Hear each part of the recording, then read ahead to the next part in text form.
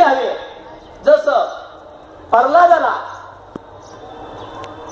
हिरण्यकशिपून, राक्षस राजा होता हिरण्यकशिप, आणि गावामध्ये पूर्ण आवाहन केलं की माझ्या राज्यामध्ये कोणीही देवाचं नाव घ्यायचं नाही, जर घेतलं तर त्याच्यावर त्याला कैद करणार.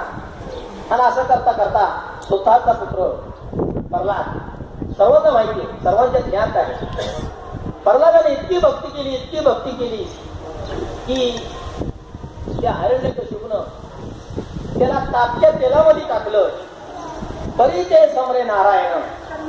नारायण शिवाय विषय तो त्यांचा झाला नारायण. नावडे जन धन माता पिता. अशा पद्धतीनं म्हणजे तो भक्ती कसा एकच त्यांचा विषय तो त्यांचा झाला नाही. अनन्य भक्ती करत होता भगवान परमात्म्याची.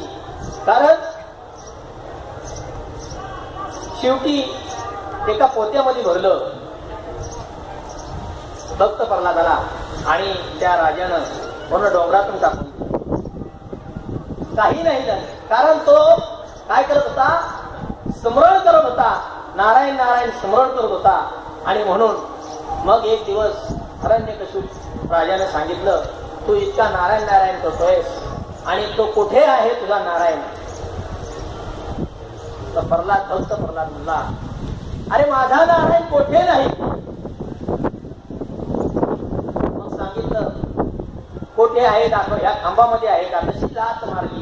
हिरण्यकशिपाने नरसिंहला अवतार घेऊन त्याचा वध केला. तशी भक्ती हवी.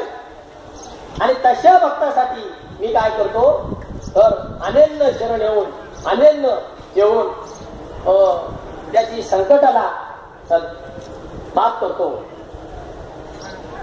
तसेच द्रौपदी वस्त्र हरण झालं त्यावेळेला मोठे मोठे युद्ध बसलेले होते. महाभारतातली कथा आहे, सर्वांना माहित आहे. द्रोणाचार्य होते, कृपाचार्य होते, 5 पांडव होते. आणि 5 पांडवात असताना दुःशासन आला आणि द्रौपदीचं वस्त्र हरण करू लागला. द्रौपदी घाय मोठू दडू लागली आणि विचार केला, एवढे मोठे योद्धे आहेत पण कोणीही पोचू शकला नाही, कोणीही जवळ आला नाही. म्हणून मग शेवटी पर्याय नाही आणि मग ती भगवंताचा धावा करू लागली. आणि इतकी हाक मारली तिनं, इतकी हाक मारली आणि सांगितलं, कोठे गुंतलाशी द्वारकेच्या राया आणि वेळ का सकया लाविलाशी. आणि अशा भक्ताला देव काय करत असतो तर पुन्हा पुन्हा जन्म घेऊन शेनी पुन्हा पुन्हा त्यांची काय करत असतो, भक्ताचे रक्षण करत असतो. कारण इथे कोणासाठी आल्या नाही, मग तुमच्या आमच्यासाठी काय येणार नाही.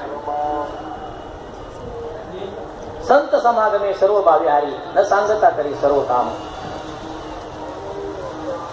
तुमच्या आमच्यासाठी काय येणार.